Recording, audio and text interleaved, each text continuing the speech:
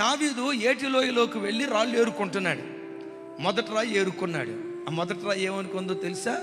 దావీదు ఈ ఏటిలో ఉన్న 100 వేల కొలది రాళ్లలో నన్నే ఎన్నుకున్నాడు, మన రేంజ్ ఏది అని కాలర్ ఎగరేసింది. ఆ తర్వాత 2వ రాయి తీసుకున్నాడు. 2వ రాయి తక్కువ తిందా, నాది ఫస్ట్ ప్లేస్ పోతే పోయింది, సెకండ్ ప్లేస్ నాదే, నా రేంజ్ అది అని అంది. ఇప్పుడు 3వ రాయి పోతే పోయినాయి, 2 పోతే పోయినాయి, నాది థర్డ్ ప్లేస్, నేనేం తక్కువ తిన్నానా అని 3వ రాయి అనుకుంది. 3వ రాయి వేసుకున్నాడు.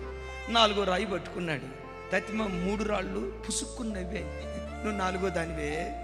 4వది అయిపోయిన తర్వాత 5వ రాయి తీసుకొని వేసుకున్నాడు. తతిమ 4 రాళ్ళు, నువ్వు లాస్ట్, నీది చెవ్వరిస్తాను, మాకంటే అట్టడుగుస్తాను, లాస్ట్ చాయిస్ నీవు అని అన్నాయి. ఇది మాత్రం నాకంటూ మంచి రోజులు రాకపోతాయా? ఈ కనిష్ఠుడిని దేవుడు జ్యేష్ఠుడిగా మార్చకపోతాడా? కనిష్ఠుడైన యాకోబును జ్యేష్ఠుడిగా మార్చలేదా? 8వ వాడైన దావీదును జ్యేష్ఠుడిగా దేవుడు మార్చలేదా? నా బ్రతుకులో కూడా కనిష్ఠ స్థాయి నుంచి గరిష్ఠ స్థాయికి నా దేవుడు తీసుకొని వెళ్తాడు, నాకు మంచి రోజులు రాకుండా ఉంటాయనని ఆ రాయి నిరీక్షణతో ఎదురు చూస్తూ ఉంది. దావీదు గొలియాతు మీదకి వెళ్ళాడు, సంచిలో చేయి పెట్టాడు, తీయటం ఏ రాయి తీశాడు? చెట్ట చివరి రాయి తీశాడు. బిడ్డలారా, అందరినీ దేవుడు ఆశీర్వదిస్తున్నాడు, అందరినీ దేవుడు వాడుకుంటున్నాడు, అన్ని కుటుంబాలను దేవుడు బలపరుస్తున్నాడు. ఎందుకో నా కుటుంబాన్ని దేవుడు చిన్నచూపు చూస్తున్నాడు. మీలో ఎవరైనా దుఃఖంతో వచ్చారా?